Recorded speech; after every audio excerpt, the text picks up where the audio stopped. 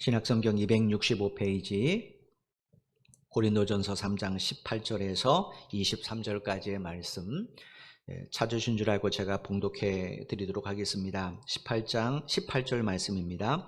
아무도 자신을 속이지 말라. 너희 중에 누구든지 이 세상에서 지혜 있는 줄로 생각하거든 어리석은 자가 되라. 그리하여야 지혜로운 자가 되리라.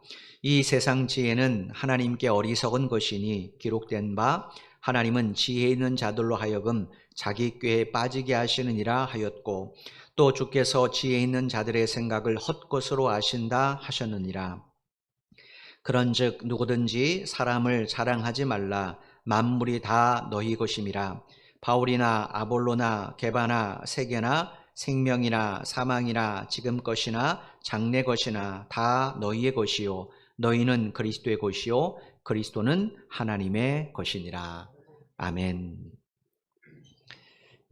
코로나 팬데믹 속에서 힘들게 시작했던 올 한 해도 이제 벌써 마지막 주일을 맞게 됐습니다. 올 한 해 동안 우리나라 국민들이 많이 들었고 새롭게 들은 단어가 뭐냐면 바로 잠시 멈춤일 겁니다. 지금처럼 이렇게 코로나19 확진자 수가 급증하게 되면 거리두기 단계를 상향 조정하고 그때마다 이제 서울시나 정부에서 멈춤 주간을 선포하죠. 서울시 같은 경우는 이제 1000만 시민 멈춤 주간 이렇게 선포를 합니다. 그리고 이 9월을 시작으로 해서 우리 사회 곳곳에서는 이제 멈춤이 시작이 되었었습니다.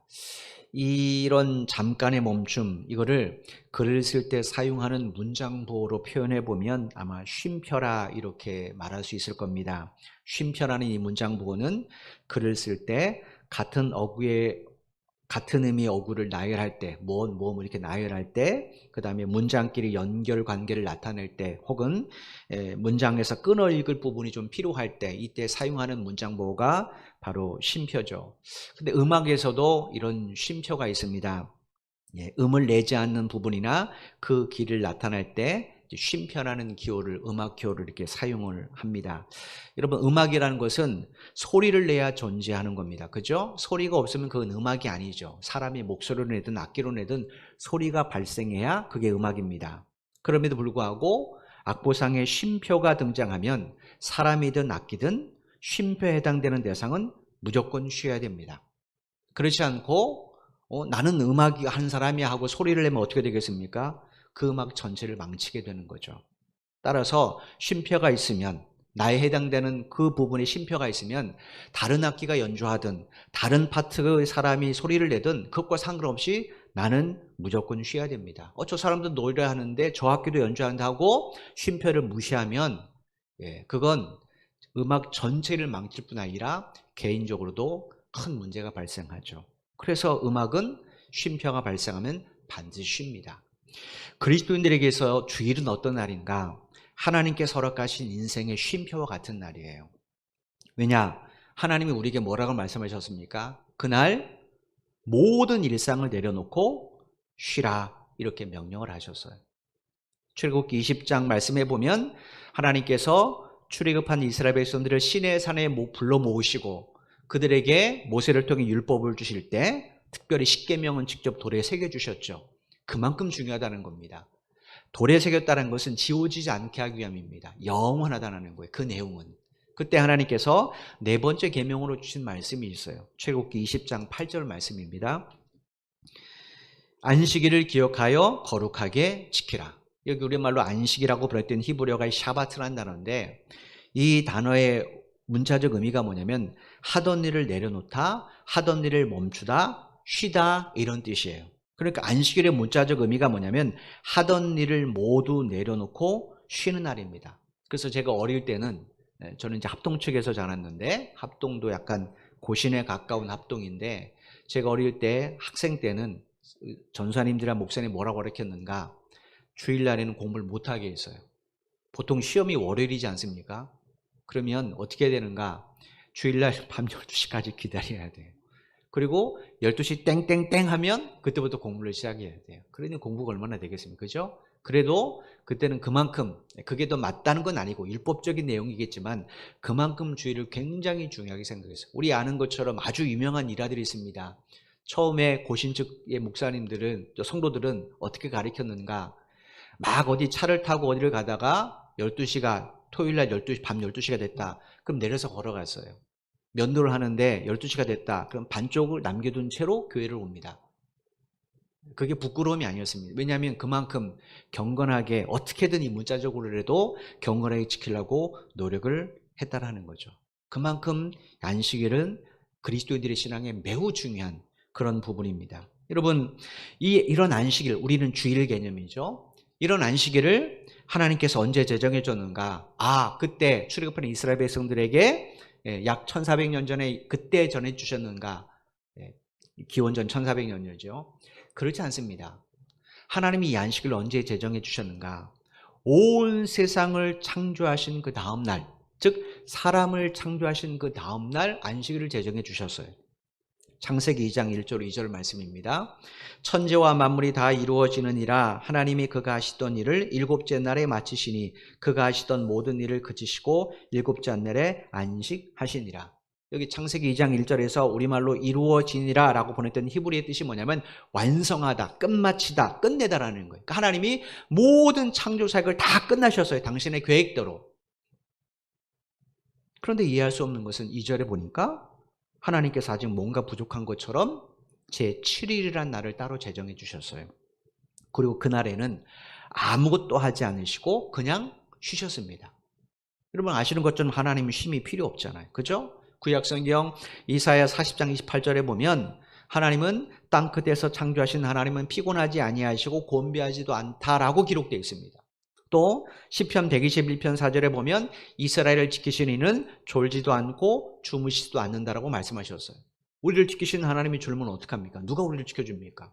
그죠? 우리는 밤에 편안히 잠을 자지만 하나님이 우리 심장을 지켜주지 않으면 우리가 어떻게 아침에 눈을 뜰 수 있습니까? 그러니까 하나님은 쉼이 필요 없습니다. 그런데 왜 7일째 되는 날 안식을 하셨는가? 여기에 대해서 창세기 2장 3절에 보면 이렇게 설명을 해놨어요. 창세기 2장 3절입니다. 하나님이 그 일곱째 날을 복되게 하사 거룩하게 하셨으니 이는 하나님이 그 창조하시며 만드시던 모든 일을 마치시고 그날에 안식하셨음이니라. 여러분 하나님이 복이 필요합니까? 하나님은 복이 필요 없습니다. 왜냐하면 복의 근원이시잖아요. 그분이 누구에게 복을 받아야 창조주의를 하는 거 아니잖아요. 그건 복의 근원이에요. 근데 하나님이 일곱째 날을 복되게 하셨답니다. 그럼 이 복은 누구를 위해 복되게 했냐는 거예요. 뭔가 대상이 있겠죠. 그죠? 그 대상이 누군가? 창세기 1장 28절에 보면 하나님이 안식일을 제정하시고 복되게 하시기 전에 당신이 창조하신 모든 피조물 가운데 사람에게 당신의 그 통치를 위임한 그 사람에게 이렇게 말씀을 하셨어요. 창세기 1장 28절입니다. 하나님이 그들에게 복을 주시며 하나님이 그들에게 이르시되 생육하고 번성하여 땅에 충만하라 땅을 정복하라 바다의 물고기와 새들의 하늘의 새와 땅에 움직이는 모든 생물을 다스리라 하시니라. 자, 일곱째 날을 분명히 복되게 하셨어요. 근데 여기 보니까 하나님이 그들은 하나님께서 창조하신 첫사람 아담과 그 아내를 말해요. 그들에게 하나님이 뭘 주셨어요? 복을 주셨어요. 이 복은 무슨 복이겠습니까? 복되게 하신 그날을 통해 주시는 복이겠죠. 왜 하나님이 이들에게 복을 주셨는가? 그 뒤에 보면 사람들이 뭘 해야 됩니까? 하나님이 창조하신 세상을 하나님의 뜻대로 다스리고 관리해 나가야 돼요. 그러니 여러분 하나님을 위해서 일평생 일을 해야 되는 사람의 입장에서 가장 필요한 게 뭐겠습니까? 참된 안식이죠. 그죠? 모든 걸 내려놓고 쉴 수 있는 참된 안식입니다. 여러분 에너지가 다 소진된 기계는 어떻게 됩니까? 충전해야 됩니다. 그래야 다시 그 일을 할 수 있죠. 사람도 마찬가지예요. 쉼이 있어야 그 다음 일을 바르게 할 수 있습니다. 그렇지 않고 빠른 결과물을 얻기 위해서 계속해서 쉼 없이 일을 하면 어떻게 되는가? 그 사람은 생명에 큰 위기를 맞게 되죠. 올 한 해 택배 기사들이 또 우체국 직원들이 과로 때문에 쓰러진 것 여러분 그래서 안타까운 목숨을 잃어버리는 것 많이 보시잖아요. 이거 뭡니까? 쉼이 없기 때문에 그래요. 하나님은 인간의 이런 연약함을 누구보다도 잘 아시는 분이에요. 그래서 안식일 즉 주일이라는 제도를 마련해 주셨어요. 그러니까 주일은 하나님께서 우리에게 허락하신 인생의 쉼표입니다. 이거를 하나님이 세상을 창조하신 그 다음 날 만드셨어요. 근데 왜 하나님이 세월이 지난 후에 모세를 통해 출애굽한 이스라엘 백성에게 이 안식일에 대해서 또다시 제정해 주셨는가? 이유가 뭘까요? 그동안 인간이 안 지켰기 때문에 그래요. 안 지킨 인간들의 삶이 어떻게 되었습니까? 하나님이 세상을 물로 심판할 정도로 타락했잖아요. 그러니까 그리스도인들의 신앙생활에 주일은 매우 밀접하고 중요한 내용인 겁니다. 우리가 보기에 그냥 형식적으로 그냥 예배 드리면 되지라고 말하지만 그건 우리 영혼의 참된 안식이에요. 여러분, 쉼표는 마침표가 아닙니다. 그죠? 마침표는 멈춤을 뜻하지만 쉼표는 숨을 고르는 겁니다. 숨을 골아서 다시 노래를 하고 다시 악기를 연주하고 다시 그 문장을 읽어가는 겁니다. 하나님은 우리에게 안식을 주신 게 뭡니까? 숨고름하라는 거예요. 이거 뭐예요? 우리는 또다시 일주를 살아가야 돼요. 근데 내가 여기서 바른 숨고름을 하지 않으면 어떻게 됩니까? 마치 쉬지 못한 사람이 일주일 내내 토요일까지 일하다가 주일날에도 쉬지 못해서 다시 일터로 나가면 그 사람 과로사로 그 일도 바로 처리 못하잖아요. 온전한 안식을 한 사람만이 그 다음 내게 주어진 일주일을 하나님 앞에서 그리스도인답게 온전히 살아갈 수 있어요. 그래서 하나님께서 우리에게 인생의 숨고름을 할 수 있도록, 바른 숨고름을 할 수 있도록 안식일, 주일을 제정해 주시는 거예요. 그럼 어떻게 해야 주일날 우리가 올바른 인생의 숨고름을 할 수 있는가? 그건 하나님께서 이스라엘 백성들에게 무엇을 통해 안식일을 주셨는가라는 것을 보면 압니다. 뭘 통해 주셨어요? 당신의 말씀이잖아요. 그죠? 따라서 사람이 하나님께서 주신 안식을 바르게 누리려면, 인생의 바른 숨고름을 하려면 반드시 뭐 해야 됩니까? 하나님의 말씀을 들어야 돼요. 그래야 다음 일에 대한 삶의 지혜도 얻을 수 있고 남은 인생의 방향을 바르게 정할 수가 있습니다. 하나님이 우리가 허락하신 이 예배, 이 주일은 바로 인생의 숨고름이에요. 특별히 주일날 드리는 예배는 매우 이렇게 중요합니다. 여러분, 고래는 분명히 바다에 삽니다. 그 삶의 현장이 바다예요. 그죠? 근데 포유류는 고래는 일정 시간이 되면 어떻게 됩니까? 반드시 바다 위에 올라서 숨을 쉬어야 됩니다. 그때 깊은 숨을 쉬죠. 이건 뭐예요? 그 숨을 가지고 자기가 살아야 될 바다 밑에서 살아가기 때문입니다. 만약에 고래가 바쁘다고 올라가서 숨을 짧게 쉬든지 아니면 숨을 안 쉬면 어떻게 됩니까? 그 고래 죽습니다. 우리는 타락한 이 세상에 살아가야 돼요. 그죠? 여기 우리 삶의 현장이에요. 여전히 우리 주변에는 죄가 있고 불법이 있고 불의가 있습니다. 이곳에서 우리가 바르게 살아가면 어떻게 됩니까? 깊은 호흡이 필요하다는 거예요. 고래처럼 이 세상에서 벗어나서 하나님 앞에 하나님이 주시는 깊은 호흡을 해야 내가 이 땅에서도 올바른 삶을 살아갈 수가 있는 겁니다. 예배가 바로 그렇다라는 거예요. 그래야 그 숨으로 우리 한 주간도 가정에서 일터에서 거룩한 하나님의 자녀로 살아갈 수가 있습니다. 제가 이 말씀 드리는가, 안타깝게도 고린도 성도들이 이런 삶에는 관심이 없었어요. 이유는 그들은 하나님의 말씀을 따라 사는 것이 목적이 아닙니다. 자기의 욕망을 채우는 것이 그들의 목적이에요. 우리로 말하면 그런 표현입니다. 주일날 예배 드리는 거 별로 관심이 없어요. 안 드리면 좀 찝찝하고 벌 받을 것 같으니까 드리긴 드립니다. 그런데 내가 주일날 하나님 앞에 나 자신을 온전히 드리고 하나님이 오늘은 나에게 무슨 말씀을 하실까? 라고 내가 정말로 사모함에 준비하는 것, 그건 내게 별로 중요하지 않아요. 뭐만 중요한가? 어떻게 해야 내 이 문제를 하나님의 힘을 빌어서 풀어낼까? 내가 이거 필요한데 어떻게 하나님 앞에 이걸 얻어낼까? 여기만 관심이 있다는, 이게 고린도 성도들의 목적이에요. 그러니 그들의 삶이 하나님의 성전으로 거룩하게 지어져 갈 수 있겠습니까? 사도 바울이 3장 16절에서 구원받은 우리의 몸을 뭐로 비유했어요? 하나님의 성전으로 비유했어요. 따라서 구원받은 성도는 당연히 자신의 삶을 뭘로 갖고 가야 돼요? 하나님의 성전으로 갖고 가야 됩니다. 그런데 고린도 성도들은 여기에 관심이 없었어요. 오직 주님을 이용해서 자기가 원하는 것을 채우는 것, 그것만이 그들의 관심입니다. 3장 12절 말씀과 적용해 보면 나무든 풀이든 지푸든 재료는 상관없는 거예요. 그냥 외형적으로 하나님의 성전처럼만 보이면 되는 거예요. 근데 여러분, 이게 지혜로운 삶입니까? 나무로, 짚으로, 풀로 집을 짓는 건 쉽습니다. 시간이 많이 안 걸려요. 그런데 돌로, 금으로, 은으로 집을 지으려면 시간이 많이 걸립니다. 매우 어려워요. 그런데 나무로, 풀로, 집으로 짓는 것, 그건 어떻게 되는 겁니까? 그건 사실은 자기 인생을 스스로 망치는 일이에요. 왜냐?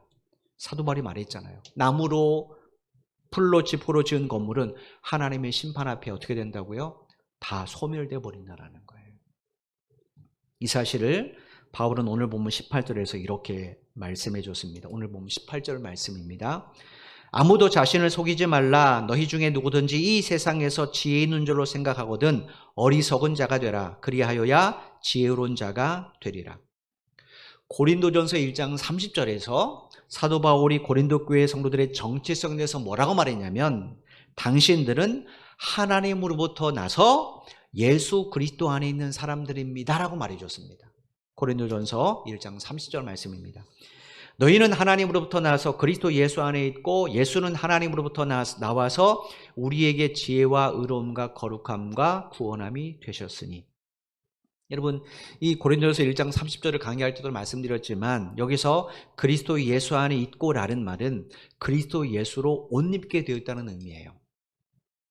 세계적인 유명한 디자인들이 옷을 만들죠. 자기의 창작혼을 다해서 기능성 있고 또 화려하고 또 사람들이 좋아할 만한 옷을 만듭니다.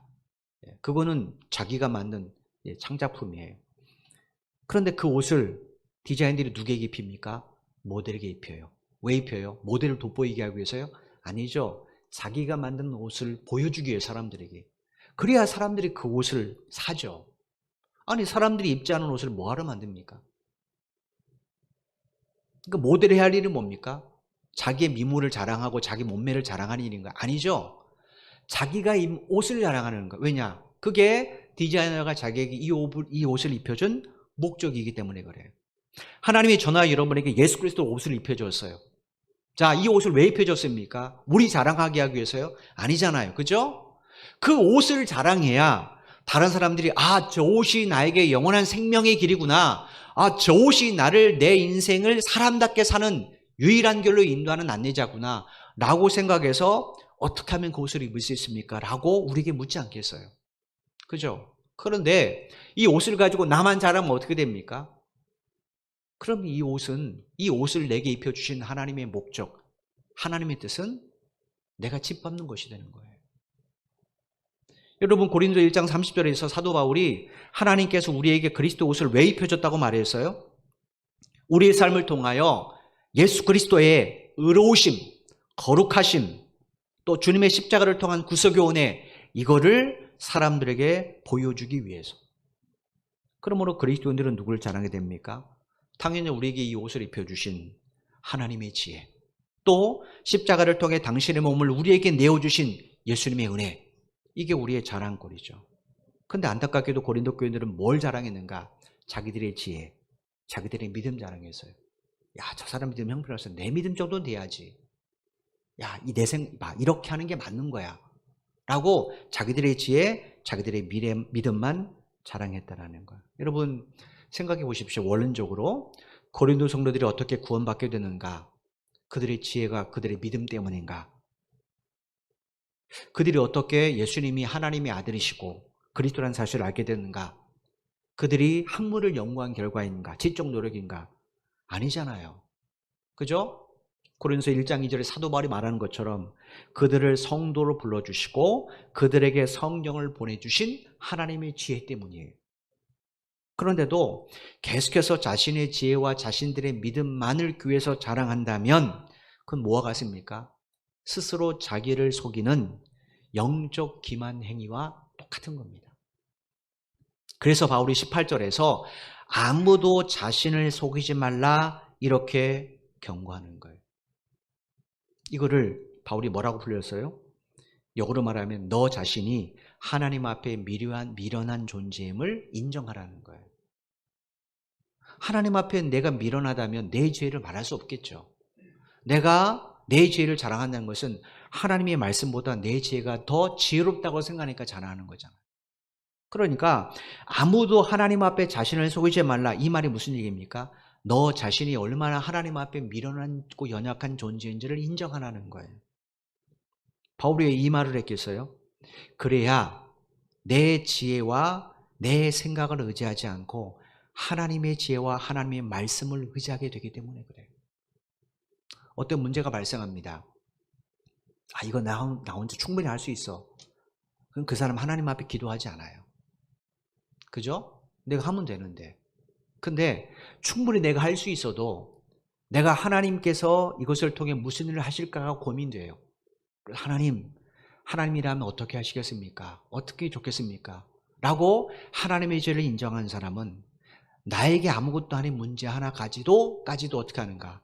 하나님 앞에 가서 기도를 합니다. 여러분 생각해 보십시오. 부모의 지혜 앞에 자신이 미련하다고 생각하는 자녀는 어떤 일이 있을 때마다 다 부모에게서 상의를 하죠. 그죠? 왜냐? 부모의 지혜가 자기보다 훨씬 더 낫다고 생각하니까. 그런데 자신이 부모보다 똑똑하다고 생각하는 자녀는 어떻게 합니까? 부모를 무시합니다. 상의하지 않아요. 자기 마음대로 하는 거예요. 우리가 왜 하나님의 지혜를 온전히 믿지 못하고 의지하지 못하는가? 이유는 다른 데 있지 않아요. 내 생각과 지혜가 하나님의 지혜보다 더 낫다고 생각하기 때문에 그렇습니다. 그런데 그것은 사도 바울이 뭐라고 말해요? 이것은 나 자신을 스스로 속이는 어리석은 생각이라는 거예요. 여러분 우리가 이렇게 비대면 예배를 드리고 있습니다. 온라인 예배를 드리고 있습니다. 이 문제를 가지고 여러분 진지하게 하나님 앞에 기도해 본 적이 있습니까? 하나님, 내가 비록 온라인으로 예배드리지만 하나님, 내가 바르게 하나님을 예배하고 싶습니다. 하나님, 나도 현장에 가서 예배드리고 싶습니다. 하나님, 제발 이 문제를 좀, 이 코로나19의 문제를 좀 주께서 긍휼을 베풀어 주셔서 우리로 그런 자유함이 있도록 도와주십시오. 라는 간절한 마음이 있냐라는 거예요. 주일이 내게 이렇게 긴 호흡이라는, 영적으로 매우 중요한 긴 호흡이라는 걸 아는 사람은 정말로 지금 이 상황을 가슴 칠 겁니다. 그리고 어떻게든 내가 주일날 현장 예배를 드릴 수 있는 상황이 될 때 가서 드릴 수 있도록 자기의 시간들을 절제하겠죠. 이게 성경의 가르침이라는 거예요. 19절 20절 말씀을 보십시오. 이 세상 지혜는 하나님께 어리석은 것이니 기록된 바 하나님은 지혜 있는 자들로 하여금 자기 꾀에 빠지게 하시느니라 하였고 또 주께서 지혜 있는 자들의 생각을 헛것으로 아신다 하셨느니라. 여기 우리말로 하나님께 라고 보냈던 이 헬라 의미는 우리가 쉽게 말하면 하나님의 관점에서 보라는 뜻이에요. 하나님의 관점에서 보면 어리석다라는 거예요. 뭐가 어리석습니까? 이 세상의 지혜가 어리석다라는 거예요. 19절에서 바울이 말하는 기록된 바, 이거는 구약 성경 욥기 5장 13절 말씀을 인용한 내용이에요. 욥기 5장 13절 말씀에 보면 이렇게 기록이 되어 있습니다. 표준 새 번역서 읽어드릴게요. 지혜롭다고 하는 자들을 제 꾀에 속게 하시고 교활한 자들의 꾀를 금방 실패로 돌아가게 하시니, 하나님께서 자기 지혜만을 믿는 자들을 자기 꾀 스스로 빠지도록 내버려 두신다라는 거예요. 이유가 뭡니까? 그 사람은 하나님이 아무리 충고하고 조언해도 권면을 받아들이지 않기 때문에 그래요. 여러분이 목사인 저보다 신앙의 지혜가 더 낫다고 생각하면 제가 무슨 권면을 받아들이겠어요? 그건 목사님 생각이죠. 난 그렇게 생각 안 해요. 이렇게 하겠죠. 하나님이요, 일부러 포기하신 건 아닙니다. 해도 들을 생각을 안 하니까 하지 않는 거예요. 우리가 자식 키울 때 그러잖아요. 그죠? 자녀들을 키울 때. 말해도 듣지 않으면 말하고 싶지 않을 때가 많습니다. 바로 그 표현이에요. 이거 뭡니까? 인간의 지혜가 얼마나 어리석고 미련한지를 아시기 때문에. 왜냐? 그 지혜로는 영원한 생명을 찾을 수가 없습니다. 그 지혜로는 하나님을 바르게 만날 수도 없어요. 그 지혜로는 예수를 믿을 수도 없습니다. 그러니 하나님 보시기에 인간의 지혜가 얼마나 어리석고 미련합니까? 20절에서 바울이 또 다른 성경 구절을 인용하는데 그건 하나님의 시선이에요. 20절에 인용한 것은 시편 94편 11절 말씀입니다. 여호와께서는 사람의 생각이 험마음을 아시느니라. 여기 우리말로 생각이라고 번역된 이 히브리어가 숙고라는 뜻입니다. 여러분, 숙고가 뭡니까?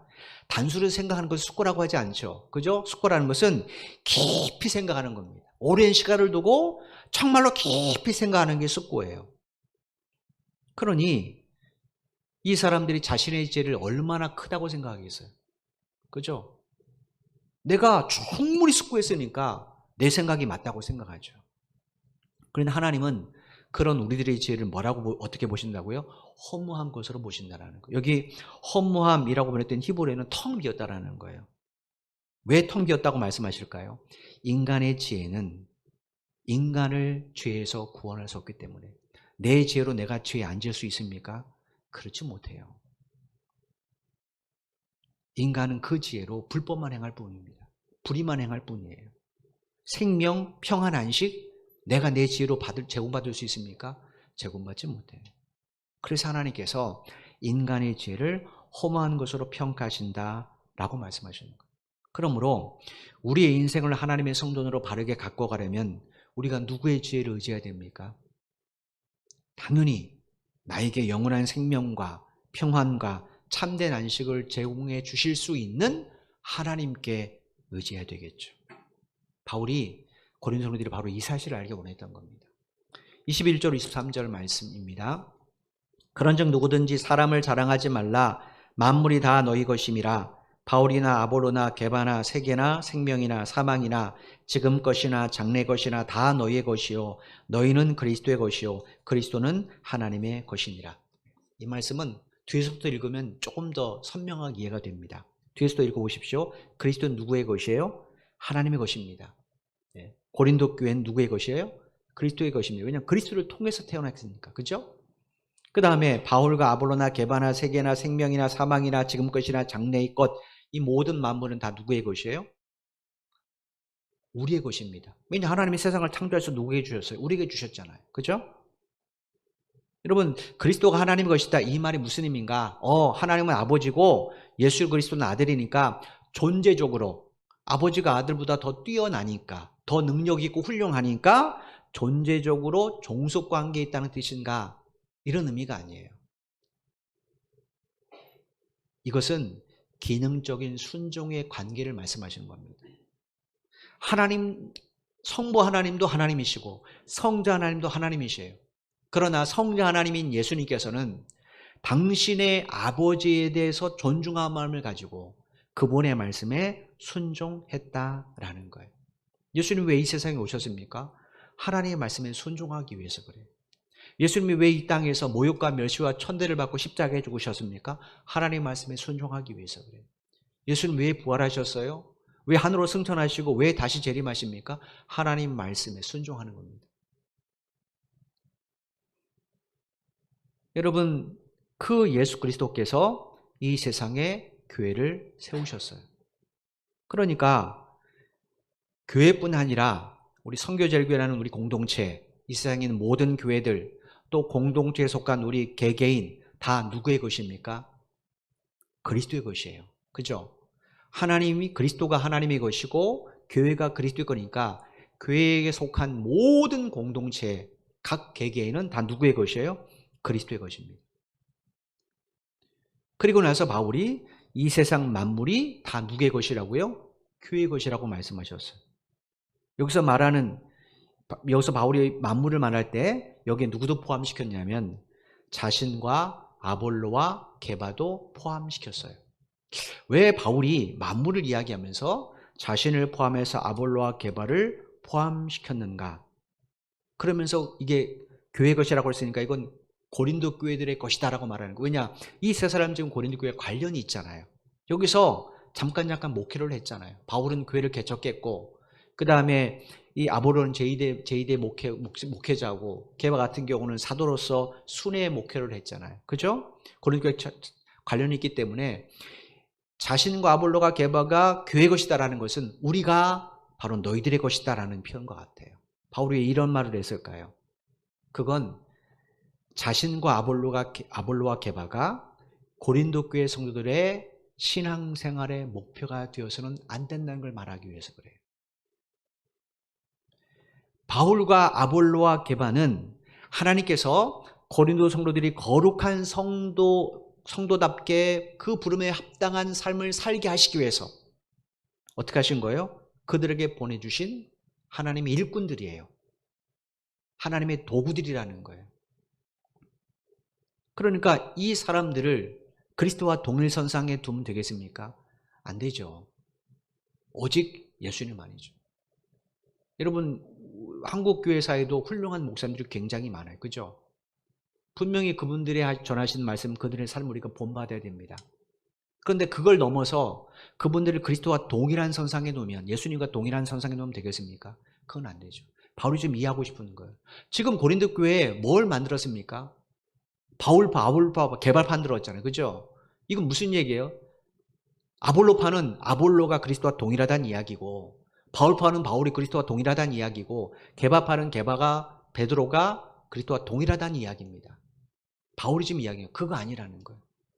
왜 너희들이 우리를 그리스도처럼 받느냐는 거죠. 그건 잘못됐다라는 거예요. 그러면서 그 외 이 세상에 있는 것들, 생명이나 사망이나 지금 것이나 장래에 올 모든 것도 다 뭐예요? 하나님이 우리에게 주신 것이에요. 이건 예수 믿는 사람만 인정할 수 있는 내용이에요. 그죠? 예수 믿지 않은 사람은 그렇게 생각하지 않습니다. 근데 사실은 맞잖아요. 이 세상에 있는 모든 것들 다 누구의 것입니까? 하나님의 것이잖아요. 하나님 창조하셨잖아요. 사람들이 인정하지 않을 뿐이죠. 인정하지 않으니까 하나님은 어떻게 하셨어요?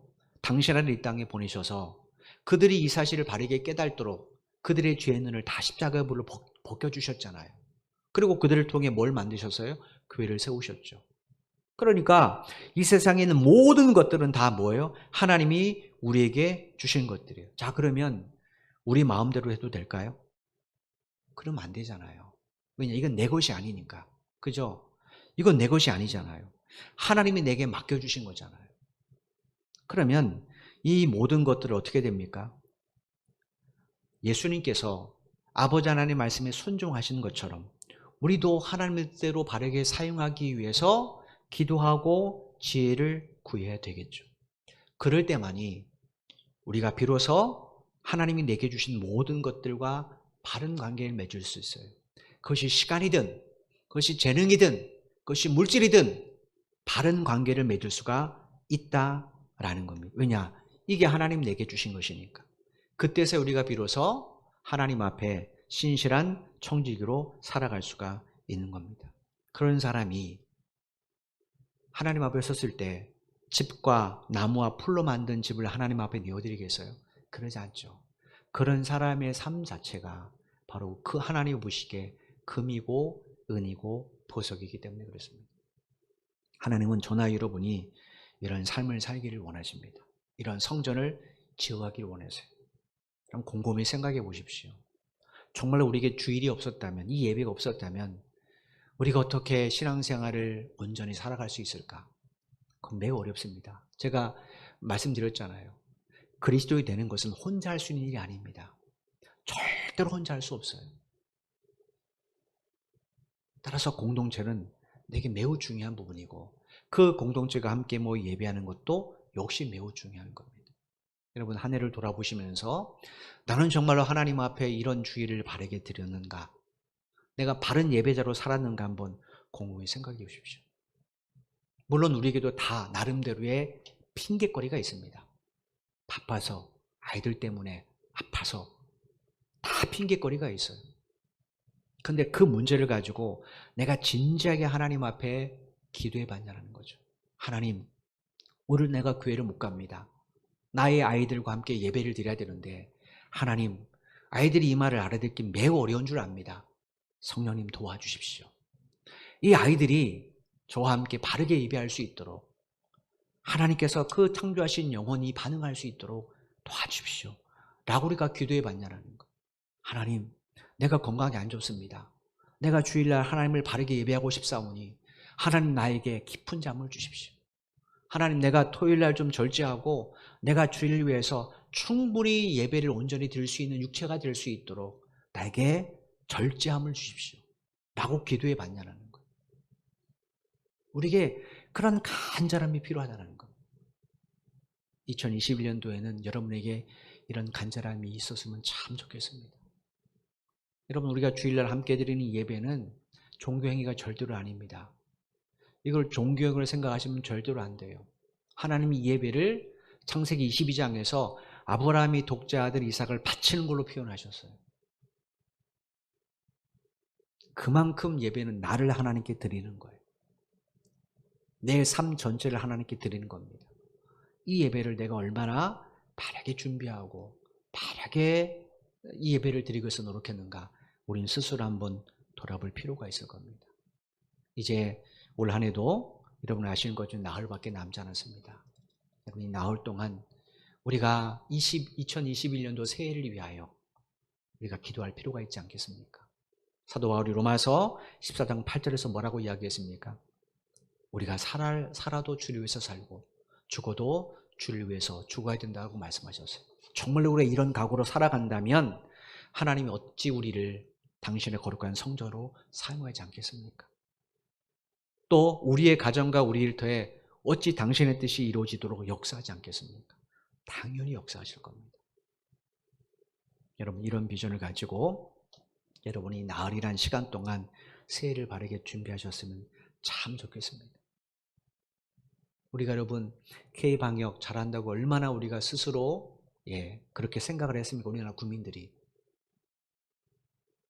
제3차 대유행이 올 거라고 많은 의료진들이 경고했을 때도 그 말을 그렇게 새겨든 사람은 별로 없었을 거예요. 왜냐? 1차도 넘어가고 2차도 넘어갔잖아요. 3차도 넘어갈 줄 알았어요. 쉽게. 그런데 아시는 것처럼 오히려 확진자 수가 더 많아질 거라는 전문가들의 진단이 있지 않습니까? 또 이 기간이 겨울 내내일 수도 있다는 이런 진단도 있지 않습니까? 이거 정말로 하나님의 은혜 아니면 해결할 수 없는 문제입니다. 우리 그리스도인들이 하나님, 우리 예배가 회복될 수 있도록, 하나님의 교회를 세우신 목적으로 우리가 함께 예배할 수 있도록 주께서 이 코로나19 속에 긍휼을 베풀어달라고 정말로 우리가 진심으로 기도한다면 하나님께서 빠른 시일 내에 은혜를 베풀어 주지 않겠습니까? 이 사실 여러분 기억하시고, 이건 우리가 사회 안에서 그리스도인의 책임이기도 하고 의무이기도 합니다. 이를 위하여 여러분이 기도하며 하루하루를 준비하신다면 다가올 2021년도에는 정말로 우리가 참된 예배자로 거룩한 성전으로 지어가는 삶을 살아갈 수 있도록 하나님이 매일매일 동행하시고 인도하시고 그 필요한 것들을 채워주시리라고 믿습니다. 그 하나님을 기억하시면서 늘 주 안에서 바른 예배로 살아가는 여러분 한 분 한 분 되시기를 주님의 이름으로 축원을 드립니다. 기도드리겠습니다. 하나님, 감사합니다. 주일은 우리에게 거저 주어진 날이 아닙니다. 하나님이 온 세상을 창조하시고 특별히 우리를 위해서 복되게 제정해 주시고 만들어 주신 날입니다. 그 주일날 우리가 하나님의 앞에 주님의 이름으로 예배하는 것, 이거 하나님 우리 힘으로 할 수 없는 문제입니다. 세상에 우리보다 뛰어난 학자들도 이 사실을 못 믿습니다. 그런데 우리는 2000년 전에 저 중동적, 그것도 작은 한 나라에 젊은 예수가 태어났고 그 예수가 그 당시 가장 심각한 사형수들에게 내려졌던 처방대로 십자가에 못 박혀 피 흘려 죽었습니다. 그런데 그게 아직 태어나지도 않은 우리를 위해서 죽었다는 사실이 우리는 믿어집니다.